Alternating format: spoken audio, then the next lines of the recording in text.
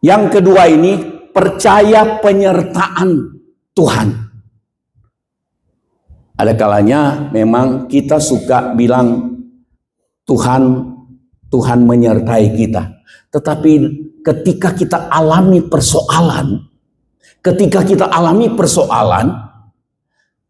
kita kebingungan. Sebenarnya itu bukti bahwa kita tidak percaya penyertaan Tuhan. Penyertaan Tuhan itu Tuhan hadir. Tuhan hadir dalam hidup kita. Tuhan hadir di tempat di mana kita ada. Tuhan hadir. Nah, kita ingat pemazmur Daud, Mazmur 23. Sekalipun aku berjalan dalam lembah kelam, aku tidak takut bahaya, karena Engkau beserta aku. Kita tidak lihat Tuhan ketika kita terpuruk dalam satu keadaan yang sulit. Keadaan sulit itu entah apa.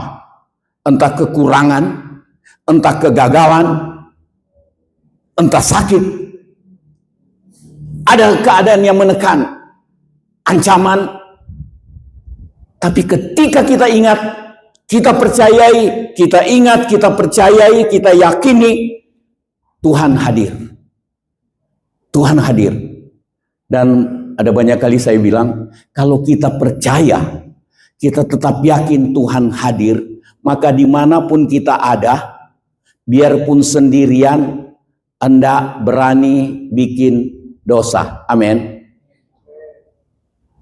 Mumpung tidak ada yang dengar. Dua orang tadinya cerita tentang kemurahan Tuhan, lama-lama bergeser. Bergeser ceritanya, ceritain orang. Gosipin orang. Bergeser. Kenapa itu terjadi di kalangan orang-orang Kristen juga? Di kalangan pendeta juga? Kenapa? Karena sebenarnya mereka tidak percaya Tuhan hadir.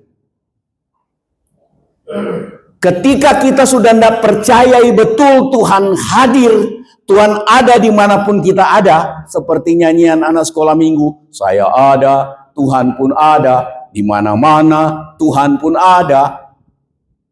Lanjutan nyanyian itu sebetulnya bagus. Mengapa susah, tak perlu takut, Tuhan selalu tolong saya. Itu nyanyian sekolah minggu.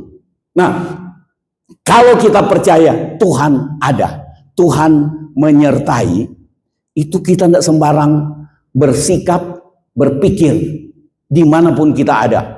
Seorang suami atau seorang istri pas jauh dari pasangannya, ada godaan untuk berbuat dosa, dan dosa mendatangkan kesenangan buat tubuhnya. Atau ada tawaran keuntungan besar, tapi dengan cara yang tidak benar. Kalau kita tahu Tuhan ada, kita tidak sembarang ngomong, kita tidak sembarang menerima sesuatu, kita tidak sembarang berbicara sesuatu, kita tidak sembarangan bertindak sesuatu. Nah, percaya penyertaan Tuhan. Percaya penyertaan Tuhan supaya kita alami pemeliharaan. Tadi Ibrani 13 ayat 5, jangan kamu menjadi hamba uang dan cukupkanlah dirimu dengan apa yang ada padamu, karena Allah telah berfirman, aku sekali-kali tidak akan membiarkan engkau, dan aku sekali-kali tidak meninggalkan engkau. Tuhan tidak biarkan, Tuhan tidak tinggalkan.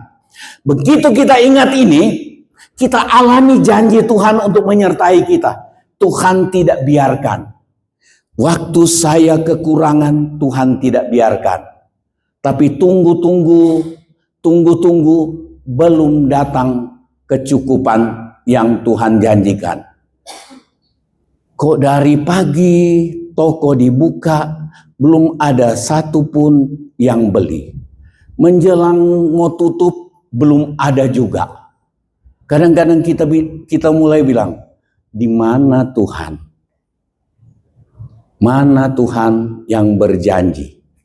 Apakah janjinya janji tinggal janji, bulan madu hanya mimpi. Tapi Tuhan bilang, Tuhan tidak biarkan, Tuhan tidak tinggalkan. Kita percayai ini ketika kita alami keadaan apapun, kita tidak goyah. Kita tidak goyah. Mau ditolong dan belum ditolong atau sama sekali tidak ditolong, kita tahu Tuhan ada. Tuhan tidak biarkan. Berarti ada jalan Tuhan, jalan penyertaan, jalan pertolongan Tuhan yang tidak cocok dengan waktu dan keinginan kita.